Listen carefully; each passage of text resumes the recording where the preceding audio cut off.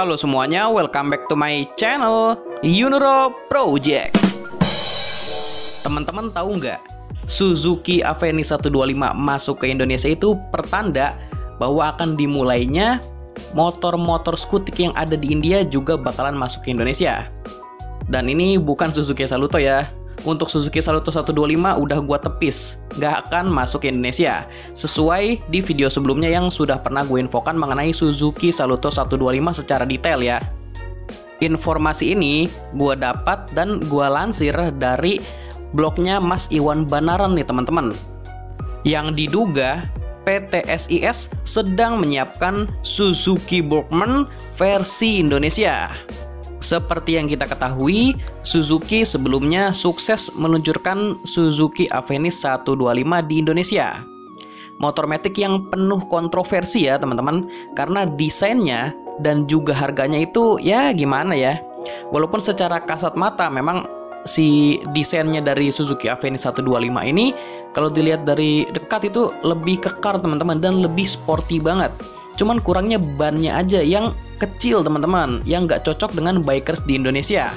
Seharusnya Suzuki mempelajari secara betul sebelum meluncurkan produk di tanah air, karena setiap negara itu memiliki selera dan karakter yang berbeda. Kalau di Indonesia justru lebih menyukai ban-ban gambot atau ban-ban yang besar ya, dibandingkan penggunaan ban yang kecil. So, akan lebih baik lagi kalau setiap jengkal keputusan itu dipertimbangkan atau mungkin disesuaikan lagi secara matang-matang. Nah, balik lagi soal Burgman-nya nih teman-teman.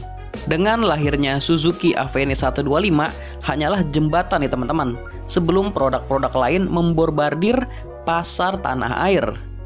Akan tetapi, yang menjadi masalah adalah Suzuki pusat Jepang yang diduga akan tetap fokus mengambil atau menggunakan role model dari India untuk pasar Asia. Alasannya adalah status produk yang di sana merupakan proyek langsung dari Suzuki Hamamatsu. Kondisi ini berbeda kalau kita membicarakan produk yang lahir di Taiwan ataupun di Cina sana, di mana mayoritas merupakan pengembangan dari orang-orang lokal di sana teman-teman. Maksudnya, dengan saham lokal lebih besar, maka keputusan arah pengembangan mayoritas disetir oleh masing-masing negara yang bersangkutan.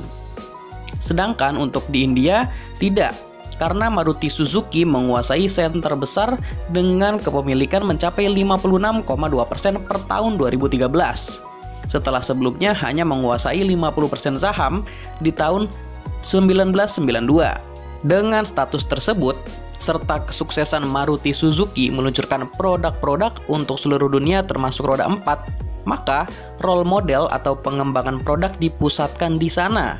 Jadi jangan kaget nih teman-teman kalau beberapa motor yang diambil oleh tanah air juga dari India, karena memang itulah yang direstui oleh Suzuki pusat yang ada di Jepang. Suzuki Indonesia pun tidak punya kuasa untuk memasarkan produk tanpa seizin Hamamatsu nih teman-teman. Makanya jangan kaget kalau di masa depan bakalan banyak motor Suzuki yang menggunakan role model dari negeri Bollywood. Contohnya, sekarang sudah ada Suzuki Gixxer SF250 di Indonesia. Terus Suzuki Aveni 125. Dan di bulan Maret atau April 2023 nanti akan masuk Suzuki V-Strom SX250. Dan mereka semua itu CBU dari India ya teman-teman. Loh, terus apa hubungannya dengan Suzuki Burgman dan Suzuki Avenis? Nah ini dia teman-teman, karena dari analisa pribadi, Avenis hanya akan menjadi batu loncatan sebelum lahir matic yang akan disesuaikan.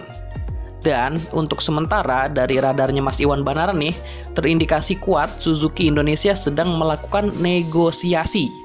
Negosiasi ini dengan tujuan mencari jalan tengah, supaya Suzuki Jepang pusat Hamamatsu tidak serta-merta memakan mentah-mentah desain di India untuk Indonesia. Dan untuk sementara ini, lebih cukup yakin next produk yang bakal dibawa oleh Suzuki Indonesia adalah Suzuki Burgman 125 yang sudah disesuaikan. Mungkin tidak lagi menggunakan komposisi ban seperti India, atau mungkin ada perubahan lain. Yang jelas dari terawangan ini sementara merupakan produk yang disesuaikan teman-teman. Asli nih teman-teman, bakalan menarik lagi nih. Karena di masa lalu roda belakang yang lebih kecil memang menjadi produk pembahasan kita saat era Pak Yohan Yahya. Dan ternyata sekarang arahnya lewat pemangku jabatan yang baru, yaitu Pak Teuku Aga.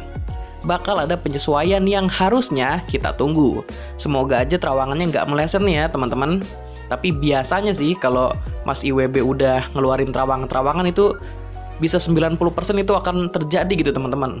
Kalau mengacu dari India ya teman-teman, jadi untuk Suzuki Burgman-nya bakalan mengusung mesin 125cc.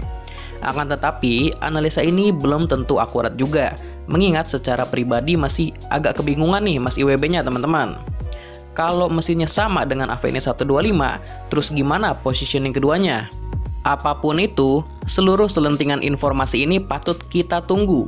Mengingat Suzuki Burgman 125 ini memiliki tampang yang gagah dan muskular teman-teman. Dan dimensinya agak besar ya. Kalau gua rasa ini desainnya atau dimensinya ya seperti Yamaha Lexi. Jadi ini bakalan tantangan besar untuk Suzuki ya. Mungkin secara desain lebih sesuai selera kalau dibandingkan dengan Suzuki Avenis. Kalau pas masuk Indonesia, si Suzuki Burgman 125-nya ini benar direvisi di bagian roda atau ban, teman-teman tertarik atau tidak nih dengan Suzuki Burgman 125-nya? Silahkan berikan opini dan tanggapannya di kolom komentar. Kalau gue sih tertarik banget teman-teman. Secara Suzuki Burgman memang desainnya lebih kayak, kalau Yamaha itu maxi skutik ya. Jadi ini yang body-body bongsor gitu loh.